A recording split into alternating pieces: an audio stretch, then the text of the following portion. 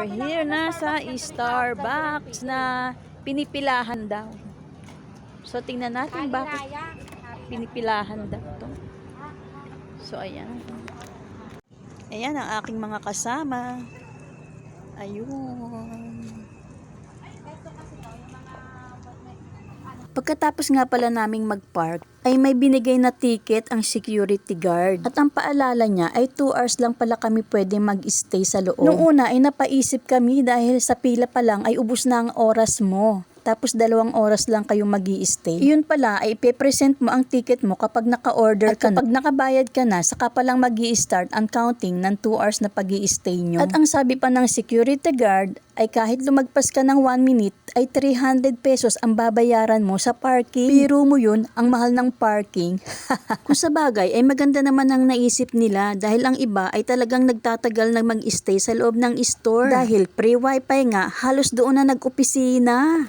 Kaya lang, medyo mahaba nga ang pila mga mare. Bukod ang pila dyan sa labas, ay pipila ka pa rin doon sa counter na pag-o-orderan mo ng food. Kung sa bagay, ganun talaga. Gusto mong makitrending, kaya ayan, makitrending tayo. And nga pala ang loob ng Starbucks na ito sa Hiraya. Maluwag naman siya mga mare. Marami din namang mga bakanting mauupaan dahil hindi nga nagtatagal ang mga customer dito. Dahil 2 hours nga lang ang pwede mong itagal dito mga mare. Kaya okay na okay rin namang mag-stay. Maganda siya mga mare at maaliwalas din naman. So ayan na nga ang aming mga order. Nilibre lang ako dyan mga mare. Huwag kayong maingay.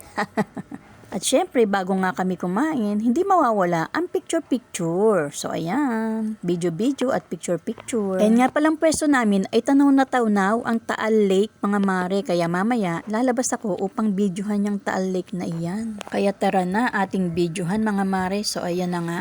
Binidyohan ko na at lumabas ako. Pero ang napansin ko lang dyan, mga mare, may kakaibang amoy akong napansin dyan sa labas. Pero kung gusto nyo malaman yon, ay pumunta na lang kayo dyan sa Hiraya, Tagaytay upang malaman nyo kung ano yung aking naamoy. Salamat sa panonood mga mare. Bye-bye. Enjoy your watching. See you again next video. Follow for more. Thank you for watching.